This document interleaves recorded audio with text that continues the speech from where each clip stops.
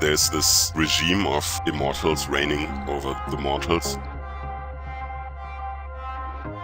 They can also see the future. But they cannot change the future. They just know what's going to happen and they can't prepare for it. But that is already part of this future. It says it doesn't matter how complex you build a machine and how smart it is. Intelligence has more to do with processing power. It's still a machine in a sense.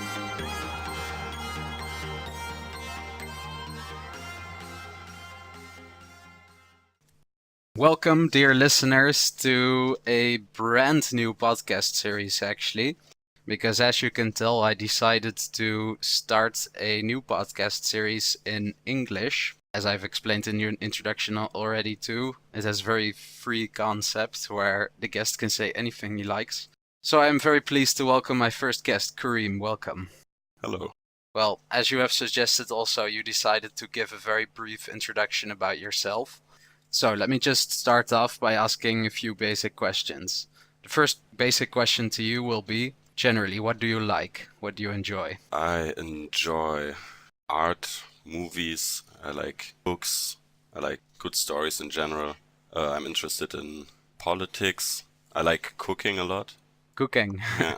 It's funny and because I was about to say that every single one of those interests that you named, they all have something in common, namely that they have this creative element of imagination associated to it. But maybe cooking has that too. Yeah, for sure it has that too. My father actually always said that he never played an instrument, but he said that cooking is like making music. Really? In what He way? also doesn't have a good taste in music, actually, but a good taste in food. Yeah? Yeah. So to you it was not comparable. No, I got the analogy. But, Okay. Do you feel the same way about all your interests? No, yeah, it's definitely true. Like, for one hand, I just like good stories because they entertain, and on the other hand, it's interesting to see why they are entertaining or why they are good. And what makes a story good? Or a movie? Yeah, that can be very different. Sometimes what is very fresh or refreshing is if when a movie is good because it surprises you. Yeah, there's an element of novelty. Yeah, but That also changes over time, right? yeah, and that also gets exhausted. So what I also really enjoy is stories that are just told in a nice way. That would differ in the context of a book compared to in the context of a movie, or not? Yeah, for sure. But maybe the feeling might be the same. The Catcher in the Rye. I don't know if you have read it. What is it about? Young guy who doesn't know what to do with his life. I think he runs away from home and then he walks through New York City for 1 or 2 days.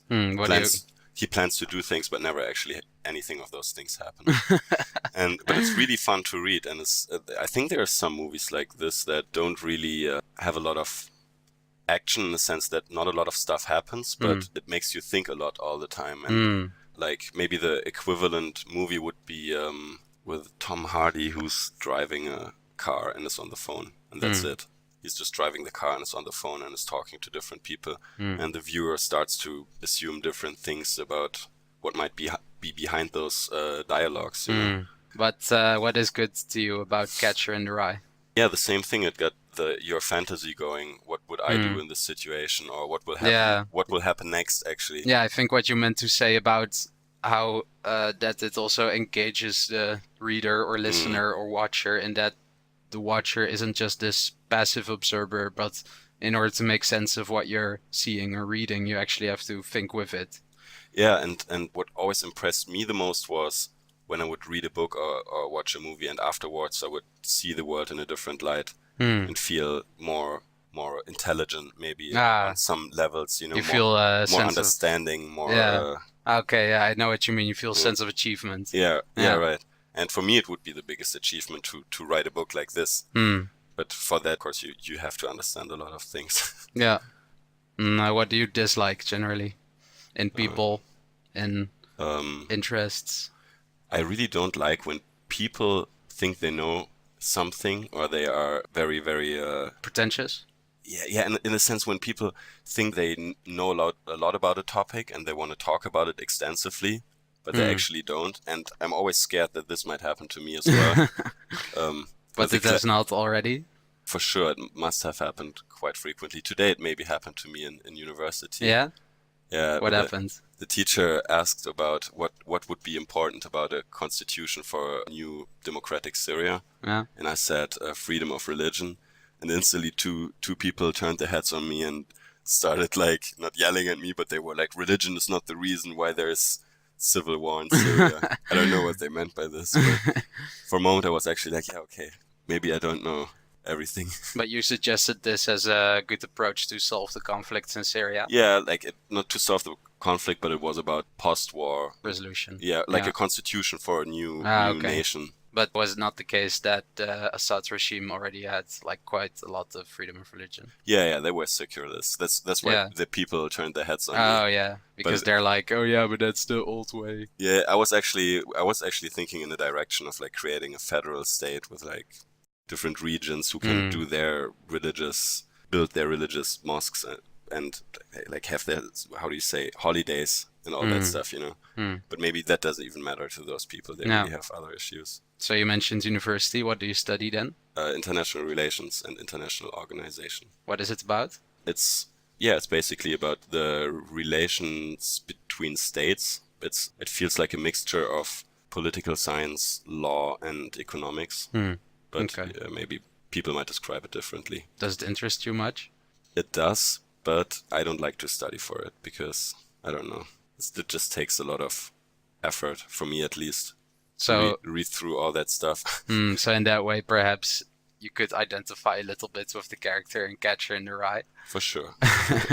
I was just about to say, like, that's what a good story needs, like something to identify with. And in that sense, like, you want to read a book where you want to be the main character. Ah, that's nice. Nicely said. Yeah, but maybe it's not too true. No?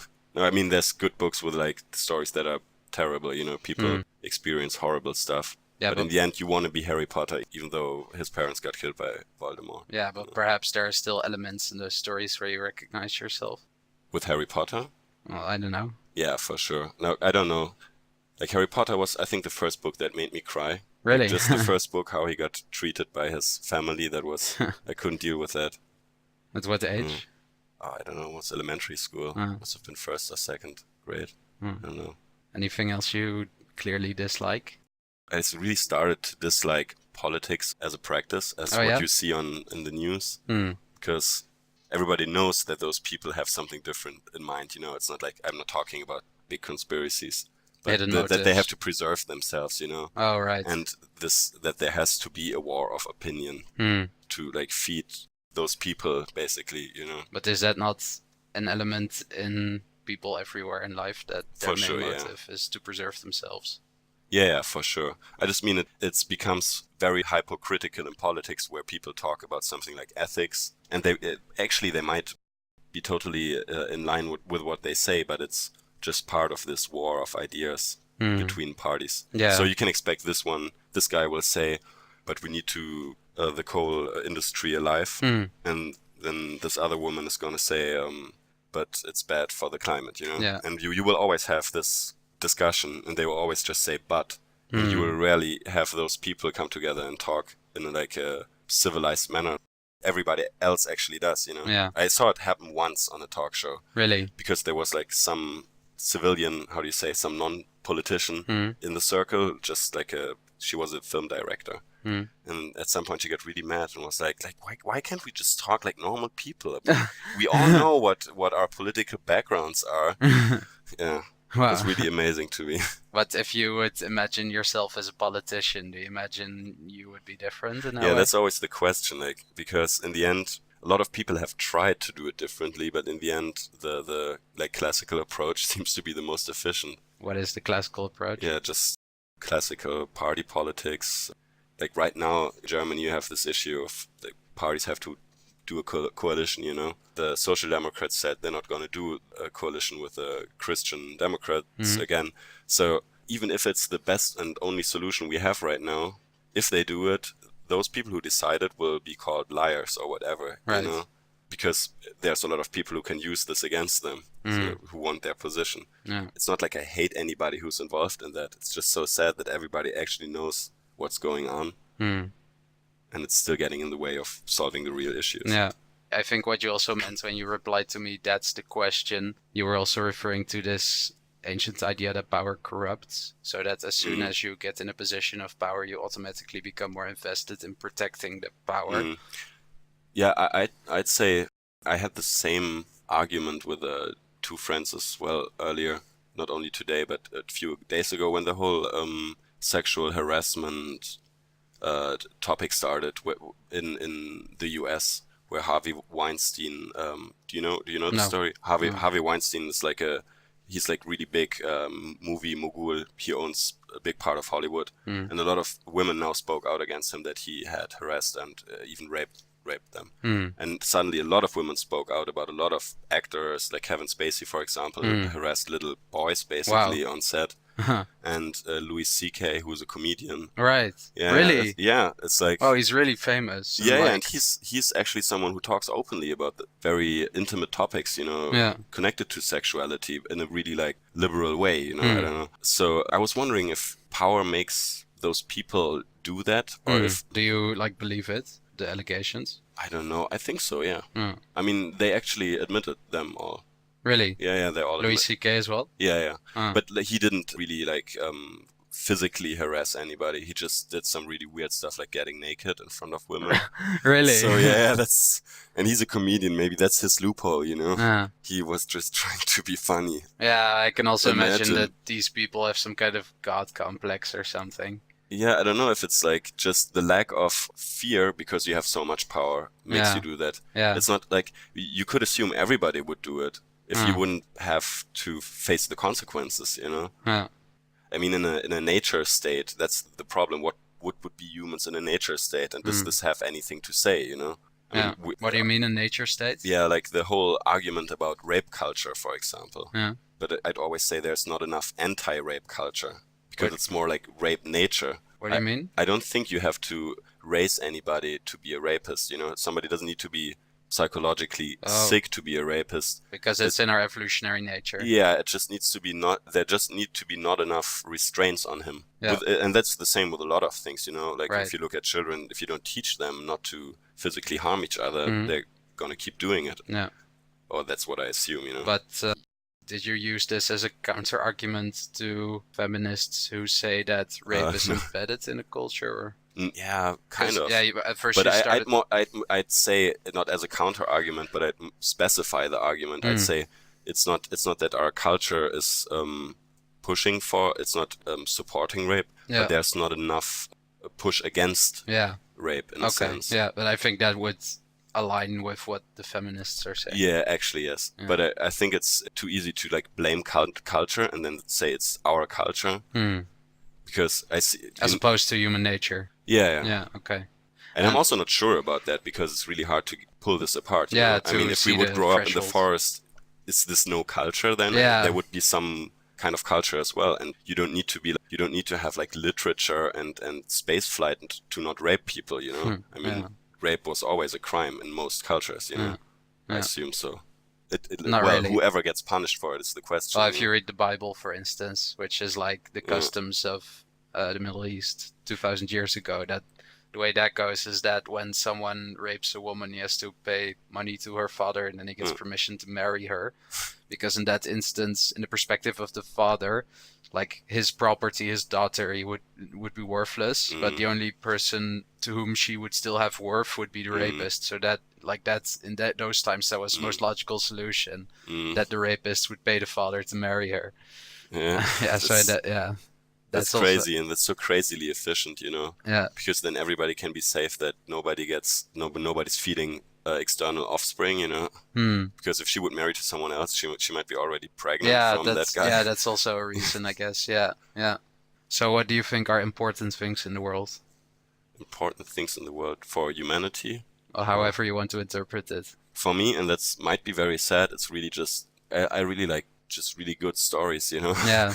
And that's one of the things that I think is really great about our moment in history, that we just can consume so much art for free, and we have so much free time to do it. I'm not sure, maybe it's gonna get even more. Yeah. But maybe this is the moment, Yeah. Hopefully not. We're participating in it, of course.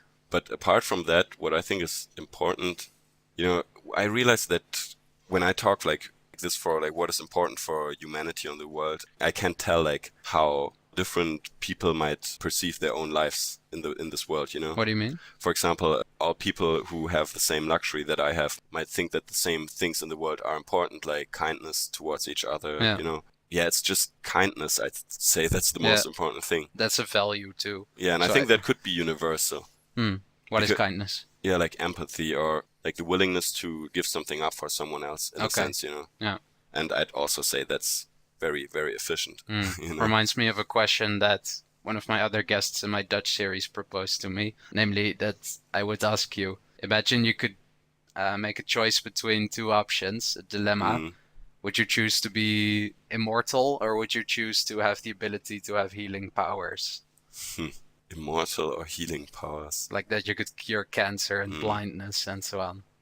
If you're immortal, which means you yourself, you can also not die. Yeah, but then imagine that you could still have the option to die whenever you want. So that wouldn't be a disadvantage also. Yeah, I think I would say healing powers would be great, but then this is just for some time, Yeah. Until you die, and then you can save some people if you're immortal. I don't know. That's one of the main points in the book I'm writing, Like how much time forever would be. If you just be there forever, That's actually a very nice bridge to the next topic too. Yeah. Namely, you mentioned that you have a very great interest in stories, and specifically for yourself also, you have engaged in actually writing stories, mostly of the science fiction genre, if I understand correctly. Yeah, that is correct. Like I actually started writing on some kind of fantasy alternative world book when I was about 13 or something. And before I just had written really short fantasy stories. And this story I kind of just kept writing and rewriting until today. And every time my perspective on the world and the size of my brain would increase every time I would change the whole story. Size of your brain would increase. Yeah, like every time I would gain a new perspective on the world, I would try to incorporate that. And, nice. And like trying to show all the other people that didn't make that step that this actually existed. And when you grow older, you realize, okay, actually everybody knows that, But in what way would actually a fictional story incorporate your insight into the world that you kind live of in? Like the complexity of the world. When I was younger and was reading stories, it was quite linear. You would have like a main character who is kind of the chosen one, like Harry Potter, a lot of the Rings. Those were my first like fantasy books, I think. Are they not complex? They are, but when I read them as a child, first I read Harry Potter, and I read Artemis Fowl, that book? No. Also fantasy, Oh wait, sci-fi. yeah, it was some kind of time travel thing, right? Yeah, also it was in one book. It's just like some super genius Irish boy, and some under Earth fantasy world. But yeah, the thing what I meant about like developing idea about what a good story is and how I wanted to put the complexity of the world into this book. In the beginning, it was more about personal life story, the travel of like a young boy who is kind of the chosen one. Yeah. But this chosen one thing, I think, only reflects that everybody his own chosen one. Like, we don't literally think we're important, but actually we are the only relevant thing in the world to ourselves. Yeah, so you're saying that in a way a chosen one story shows this childish, naive version that you have moved away from since your youth, because a typical trait of a youthful person is that he believes he's the center of the world, whereas as you learn that the world gets more complex, you learn that you are just one part among millions. Yeah, exactly. You said that really great. Okay. And and then first when I learned more about the complexity of politics and how rich history actually is, I got more interested in world building, Yeah, what is that, world building? Like what Tolkien actually did with Middle-earth, not writing a story, but just making up, it's actually like science fiction, fictional facts about a world. And then I still try to do that, to have kind of a coherent world, you know? Setting. Like it has different dimensions in a sense. It needs to be scientifically coherent so that you have to ask yourself, do the laws of physics apply in this world? You know? Exactly. And I would say yes, because otherwise it would be really hard to follow the story. I mean, why would anything happen? You know? And then there's this other dimension of culture. How does culture arise, and why is it like this?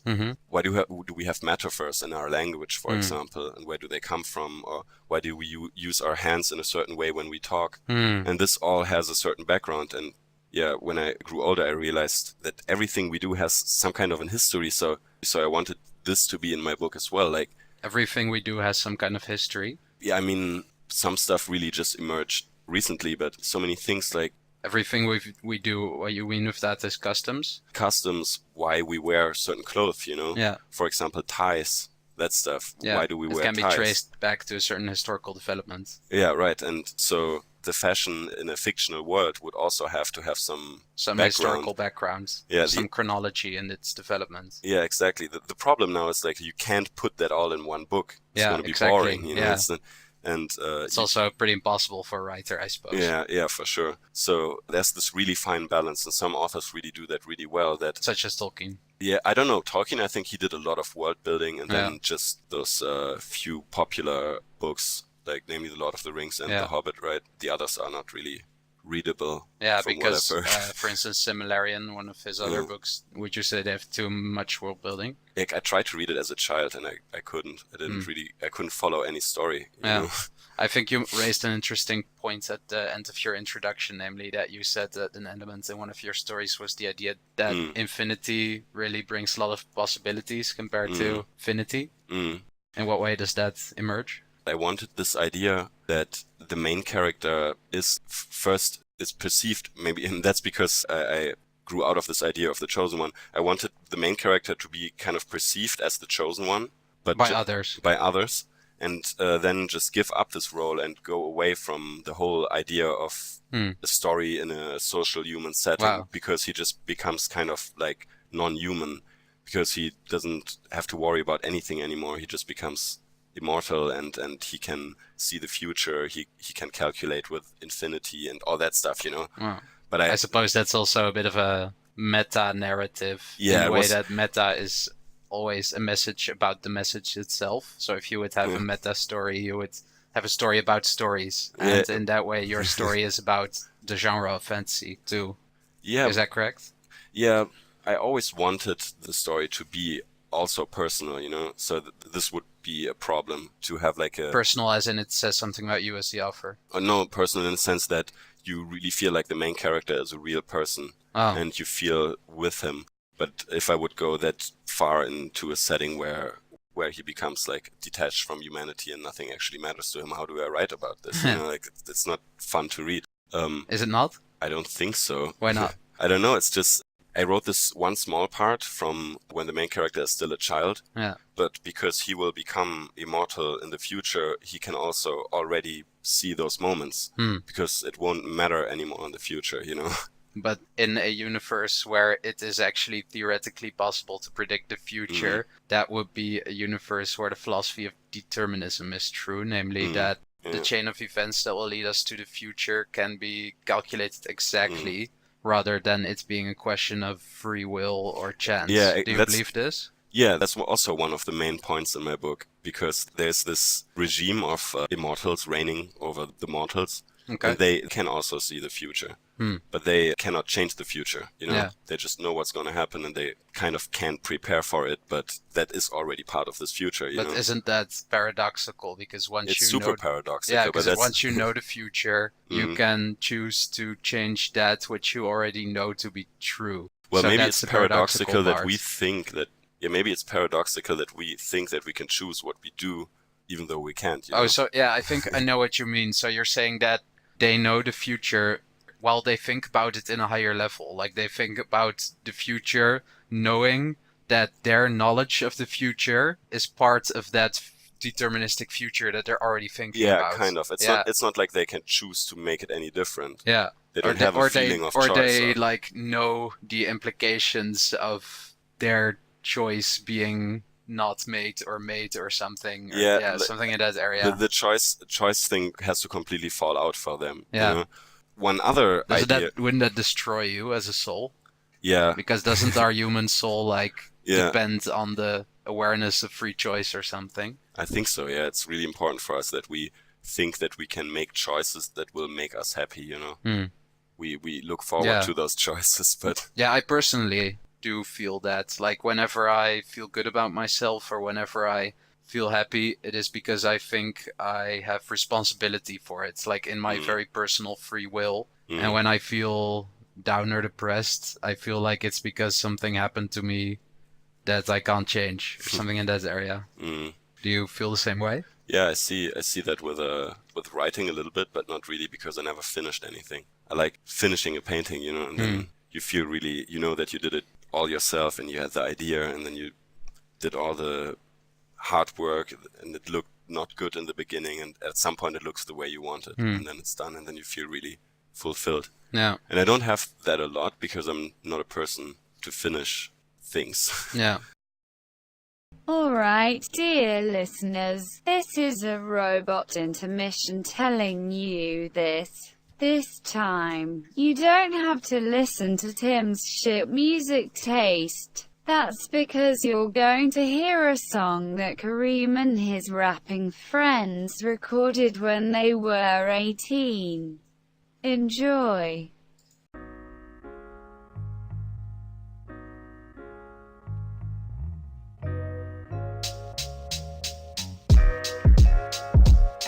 Ich bin kein Samurai des Shogunats, der sein Katana in Gold aufwog. Ein Shinobi, gut getarnt, der mit Tausenden von Dolchen flog. Als Crew mit Art und Mut zur Tat aus fernem Dunkel den Ruf vernahm, berührte erstmals der Fuß den Pfad. Ein guter Start, ich hör das Rauschen der Reifen, denk an den Wind in den Weiden. Mein Inventar und Fantasie können Kinder beneiden.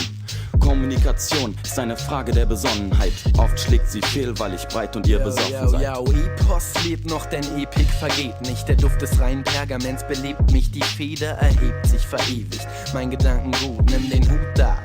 Wenn ihr mir danken tut, ich kann überlegen, das macht mich überlegen. Homo-Prototypen werden wütend, wagen kühne Reden zum Ausgleich ihres trüben Lebens, brüten über Lügen, die ihnen aber im Endeffekt immer nur selbst auf die Füße treten. Yes. Du musst die Liebe leben und das Leben lieben. Viele Diebe nehmen, doch wir viel hier geben. Und so gehen wir unseren Weg zwischen Schicksal und Realität. Auf der Rikscha durch das blühende Beet, getragen von der Welt, die man uns zu Füßen legt. Du musst die Liebe leben und das Leben lieben. Viele Diebe nehmen, doch wir viel hier geben. Und so gehen wir unseren Weg zwischen Schicksal und Realität.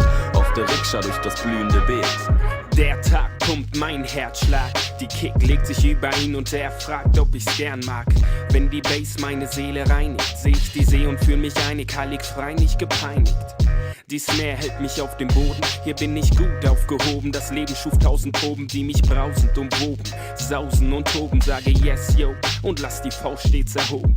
Nein, heißt nicht tu, pack mein Antrieb an die Wut, Hass. Tu was gegen fremden Einfluss, deren Denken Fuß fasst. Hut ab vor dem, der es schafft, seine Meinung zu verkörpern, ein angepasste Lächeln hab ich satt. EPOS 4. Akt, ich verwische meine Fußstapfen, schick euch zur Entwicklung in den Brutkasten. Suchfarben, lauter grauen Schubladen, wende jeden Buchstaben, doch finde nur Zeug, ja so lieblos wie Grußkarten. Du musst die Liebe leben und das Leben lieben. Viele Diebe nehmen, doch wir viel hier geben. Und so gehen wir unseren Weg zwischen Schicksal und Realität. Auf der Rikscha durch das blühende Beet, getragen von der Welt, die man uns zu Füßen legt. Du musst die Liebe leben und das Leben lieben. Viele Diebe nehmen, doch wir viel hier geben. Und so gehen wir unseren Weg zwischen Schicksal und Realität. Auf der Rikscha durch das blühende Beet.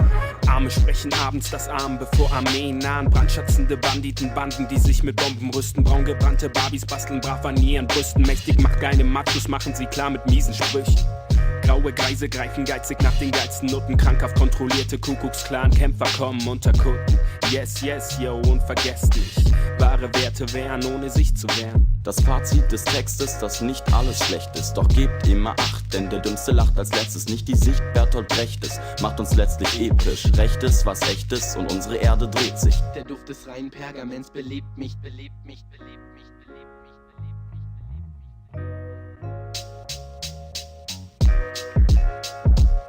Du musst die Liebe leben und das Leben lieben. Viele Diebe nehmen, doch wir viel hier geben. Und so gehen wir unseren Weg zwischen Schicksal und Realität. Auf der Rikscha durch das blühende Beet, getragen von der Welt, die man uns zu Füßen legt. Du musst die Liebe leben und das Leben lieben. Viele Diebe nehmen, doch wir viel hier geben. Und so gehen wir unseren Weg zwischen Schicksal und Realität.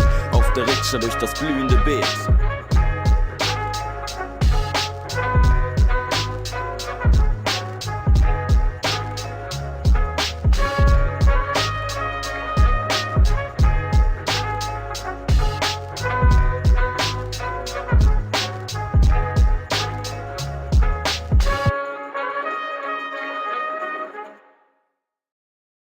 what does your world look like? What's the setting? How did you build the world in that story?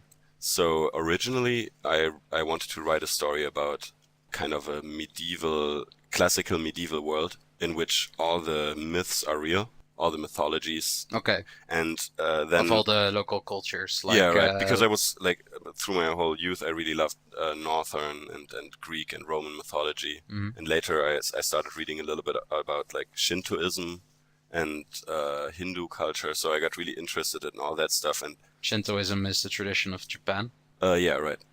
I think it's even older than Buddhism there. Like Buddhism came later. I think actually that what they call Shintoism is a Japanese mix of Buddhism and local traditions. Yeah, that might be true. I actually read a German book from the late 60s about it because I found it on a shelf in the street, you know. Oh, really? So it really like you could smell colonialism from it, you know, like this, like, yeah, those Japanese people from far away, from the other end of the world. But yeah, like this was all part of the main idea in the beginning, and then the idea was that the immortals would arrive, who would be kind of like alien invaders. Wow, so it's actually already two really separate fantasy elements, because the mythology is being real and the immortals wouldn't have much to do with each other, right? Yeah, the immortals were like foreign gods, you know. They should be like like those weird white. They were actually like Tolkien's elves, you know. Oh, right. Yeah. They should be like completely hairless and white and have no emotions in their face, and they could just kill everybody with a lightning strike in a second, you know. And the main character in this book would be like the chosen one, the last descendant of the demons. And the demons would have been like old gods who got defeated by the other gods and were labeled demons because of that, because they were like the bad guys, you know. Oh, so this story would happen after the invasion from the foreign gods. From the immortals. Yeah. This was my story initially kicked off. I think this is actually like incredibly alike to Greek mythology, because in Greek mythology you would have the Titans who first ruled over the world, and then the gods of the Olympics, they were at first no, but this also too. was already part of the history in my story. That's why the main character was the last son of the demons. You know, the demons were those defeated gods, like the Titans. You know. Yeah. But you're true in that sense. The whole idea of different dynasties or different generations of gods fighting against each other was really interesting to me. But also the political aspect behind that, you know? Like if gods are responsible for something like natural laws, what would change if one dynasty of gods defeats the other one? It's more philosophical, I suppose. Yeah, for example, Kronos. Like this is still part of my story, kind of, but I forgot it. I don't know if it still should be Greek in god there. of time. Yeah, like there's a city in my book called Koros, which is like a clockwork, you know, it's like ticking, and people have this theory, the god of time is locked in, and if he gets free, then time stops. And as long as he can't move, time is running. But yeah, like the story I was writing, at some point I read a fantasy book, which was basically this story. In like the framework was the same, so What I was really called? frustrated. Yeah. It was called like Half-Blood. Yeah, about a world which got invaded by elves. Right. And this main character was half elf, half human. So what then is the more modern version of your Yeah, story? then I jumped 400 years into the future in a world where almost all human kingdoms are already administered by immortals. And there's literally no real war or anything going on, only... But it was still medieval technology. No, it's more like... It's medieval, but only because technology is held back by the immortals. Like the military has... like Zeppelins. Yeah, that's another big point in my book, is the world, like the actual planet. Stagnated. Yeah, the planet is... Sorry, what did you say? Stagnating. Just like keeping constant. Yeah, kind of. It got thrown back because the immortals didn't want technology to progress that fast. But yeah, the planet the story takes place on is really, really big, and it's hidden behind a really even bigger planet. And it's locked in position so that it never sees the sun. It's a permanent solar eclipse. Yeah. But that is necessary so the planet doesn't burn up, because it's so close to the star. And the whole planet itself is built, it's like hollow, you know, it's built like a little bit like bird bones, you know. And upper layer is just closed in by an atmosphere which has ice on its top. So it's like an ice shell, like the moons of Saturn and Jupiter have. Cool. And under this ice shell, there's like the clouds, and there they have Zeppelins in there. Cool. And this is where the most part of my story now takes place in. Ah, nice. And you also said that an important theme to you is artificial intelligence and machine consciousness. The thing I was writing on right now was, I was trying to write a chapter about this mechanic city working and becoming more conscious. What is this? What is it? Artificial intelligence, machine consciousness? Yeah, that's a good question. Like the first question would, what is consciousness we experience? Yeah, You know? if I may interrupt, I actually had this discussion with a colleague at one point. Well, not a discussion, but I ranted to him about it. What I said to him is that I think the idea of artificial intelligence is interesting because it says a lot about our own brain, because I believe that it is actually not certain whether scientists could ever fully understand how our brain works. Because I think that the idea of our consciousness, our soul, the moment where we think, I am real, I exist, this is my mind, you know, that this moment is actually a paradox, because how could we ever understand our own understanding, you know? Like, how could a neurologist do that? So then I thought, well, if we could create a machine that's actually aware of itself, if that would be theoretically possible, if we could understand the workings of that machine, then that must mean that we could understand the workings of our mind too. But if our own mind is fully unintelligible, then that must mean we can't create AI too, maybe, or not. What do you think? Yeah, it's the big question behind it. If, like, when we try to build artificial intelligence, I think what we try to do is we build certain mechanisms and we want to see like an intelligent outcome. So what you were saying now was if we could build a machine that was aware of itself, we could look at its mechanisms and assume that they were kind of like ours, right? Yeah. This is where I can jump in with the Chinese room thought experiment. Very nice. Yeah, it's you know the Turing experiment, right? Or the Turing test. Yeah, a test that says a machine is intelligent if it can convince us that it's a human. Yeah, right. And I think that's a very stupid test. Yeah, it is. And the Chinese room thought experiment is kind of a counter argument. Okay. It's about I'm sitting in a room and people put letters under the door with Chinese symbols on it, Chinese writing, and I can't read it. I don't understand what's written on there. But I can open the book that I have, and it will tell me what Chinese symbols I have to put together as an answer. And the people outside the room will be thinking they're chatting with a Chinese speaker, even though I have no idea what I'm actually saying, you know? I'm just following the instructions. And that's how AI would work, says the Chinese room argument. It says AI will never really understand. It will just follow mechanisms and give you output if you give it a certain input. Yeah, but then I guess to me it doesn't really seem convincing as a counter argument, because I think your counter argument would imply that here actually speaking and understanding Chinese would be comparable to having consciousness. Yeah. But the question is whether that's comparable. Yeah, maybe it's totally not comparable, but maybe the question would be, do we actually do we actually understand what we are saying, you know? I think, yeah, or maybe like a thought experiment tells us that we could build something that tells us exactly the same thing that a human would say. So for instance, like if I would ask you, what do you feel about yourself? You know, what is it like to be self-aware? Then you could give me like these very human answers. Then we could teach a machine to also give these human answers, but we could never be 100% sure if it actually experiences itself in the way that we experience ourselves. Yeah, exactly. That's actually, yeah, you're right. It's not trying to be an analogy to consciousness itself, but it just argues it says it doesn't matter how complex you build a machine and how smart it is, it's still a machine in a sense, you know? But is it not about consciousness, though, this discussion? Yeah, it is. Consciousness it's and just saying, because the Turing test, I mean, intelligence might be something different. What's the difference? Yeah, intelligence, I think, has more to do with, like, processing power then. What is that? Yeah, I mean, how much information you can deal with and how you deal with it. But I mean, it's a really abstract concept. I don't know if there's a definite... I once heard people say that intelligence has something to do with intuition, maybe too, that you can like make connections that a machine can't. Like human intelligence, as opposed to computer processing power. I think that's also one of the issues when talking about stuff like consciousness, that we need to know what we are actually talking about.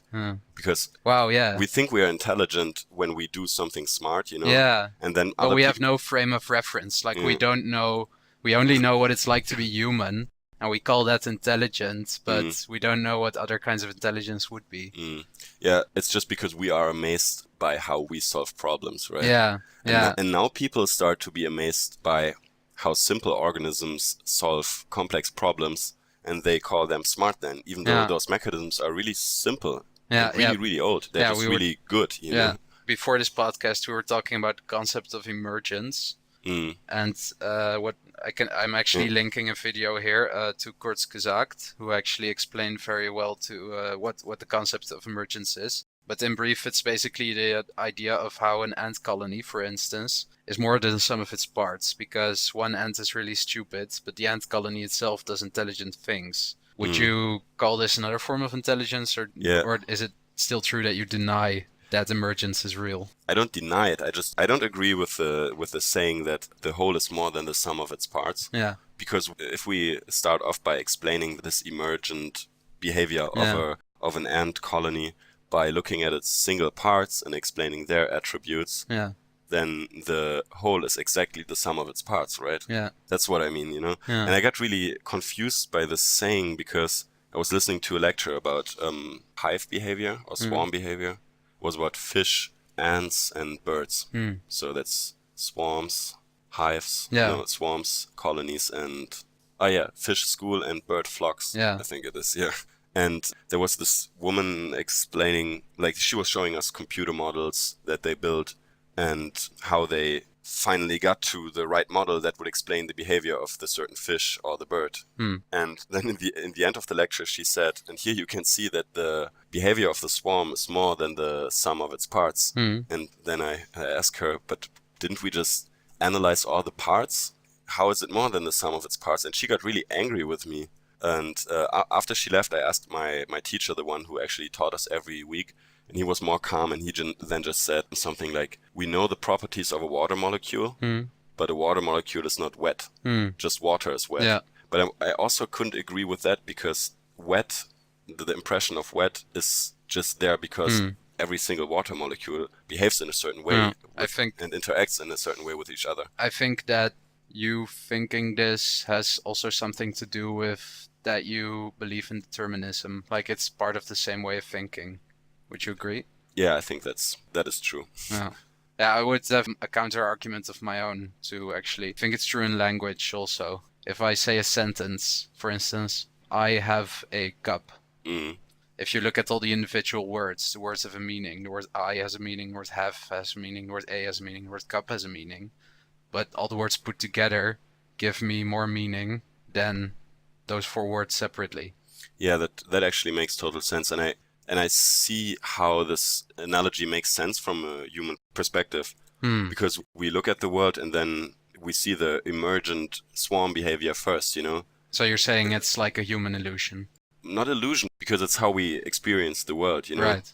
But maybe it's an illusion if we would call the computer model for the fish behavior or the bird behavior the truth.